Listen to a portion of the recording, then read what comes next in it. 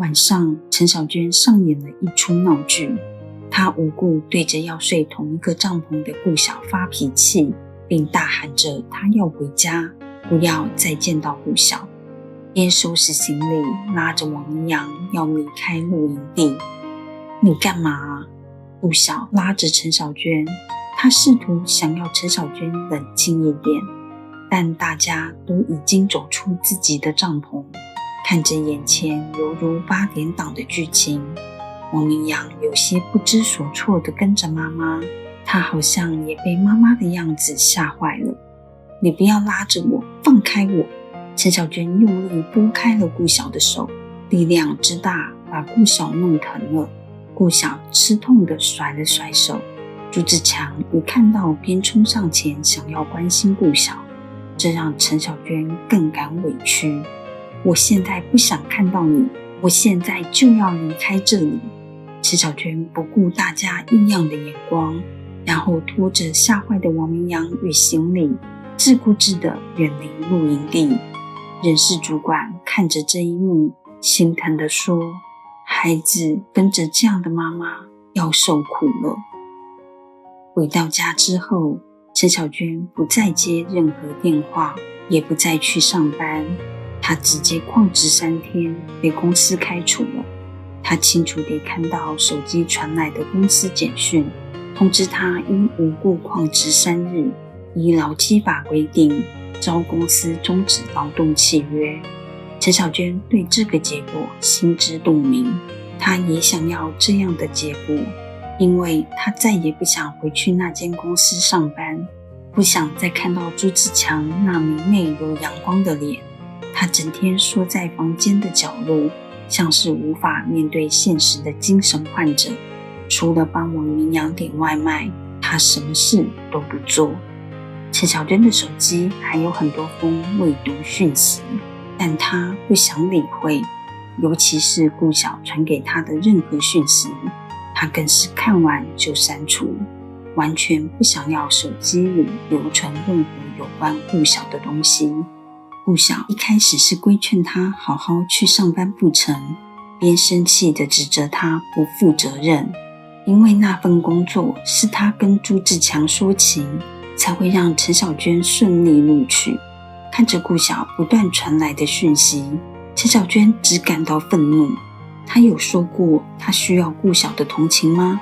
如果不是顾晓的多管闲事，她就不会遇到朱自强，她就不会误以为她有机会跟朱自强在一起，她现在就不会这么痛苦了。陈小娟卷曲着身体，她觉得自己好像被世界遗弃了。自从失去光明之家的精神依赖，自从她跟王志胜离婚后，她的人生好像就脱轨了。顾晓已经好几天没跟陈小娟联络了，但她还是放心不下，而且陈小娟无故旷职，也不回公司办离职，甚至不回复任何公司的电话与讯息。朱自强很无奈地跟她抱怨，让她不得不帮陈小娟在朱自强的公司收拾好东西，亲自送到陈小娟的家。原本还担心陈小娟会拒绝见她，但陈小娟只是看到她的出现，便面无表情地开了门。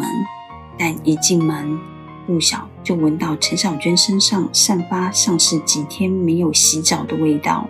她有些微微皱鼻地说，你最近还好吧？你到底怎么了？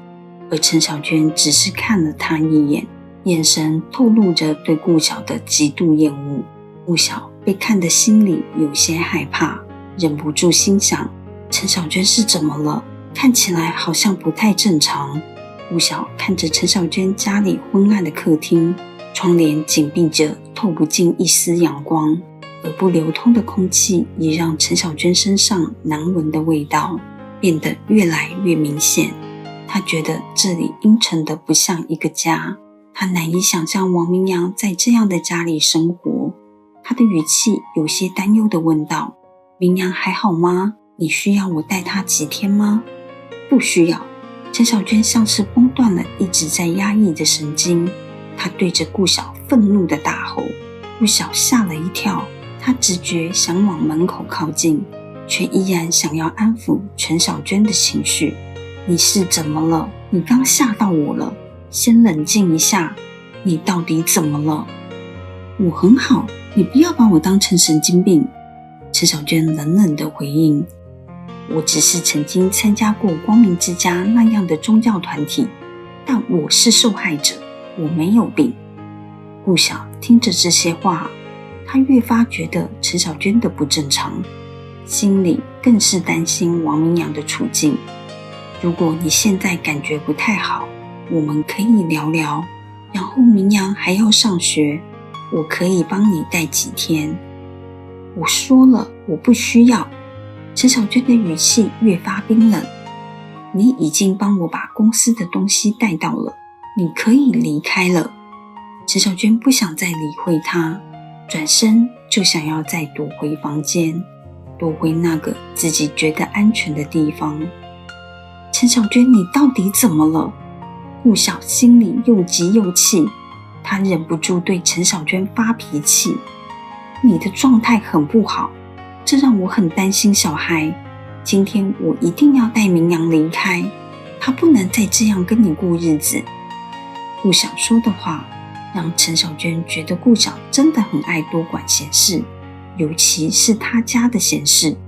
不管是王志胜搞外遇，还是王明阳的生活状况，顾晓对他人生的干涉真的让他忍无可忍。陈小娟转头对顾晓激动地哭喊，你到底想要怎样？我都已经跟你说了，不要再管我家的事，你为何就是不放过我？我有跟你说叫你帮我找工作吗？我有跟你说叫你帮我带小孩吗？我有跟你说叫你帮我看住志胜吗？因为你一直不断的告状，不断的跟我说志胜去哪里搞外遇，我今天才会离婚的，你知道吗？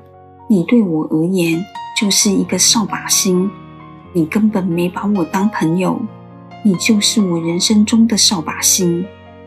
面对陈小娟的指控，顾晓震惊地愣在原地，像是没想到陈小娟对他有这么多的怨言与恨意。他突然想到王志胜的话，陈小娟不是你对他好就可以的，我劝你离他远一点，最好是别再管他了。因为王志胜曾经说过的话，让顾晓更想要追根究底。他想要知道为何陈小娟会说他没有尽到当朋友的责任。如果不把陈小娟当朋友，他又怎么会在乎王志胜搞外遇，背叛他的好朋友？如果不把陈小娟当好朋友，他又怎么会在乎王明阳过得好不好？又为何每次陈小娟要求他帮忙带小孩，他就不顾一切的答应呢？他看着陈小娟几近疯狂的样子，他突然觉得这个女人好陌生。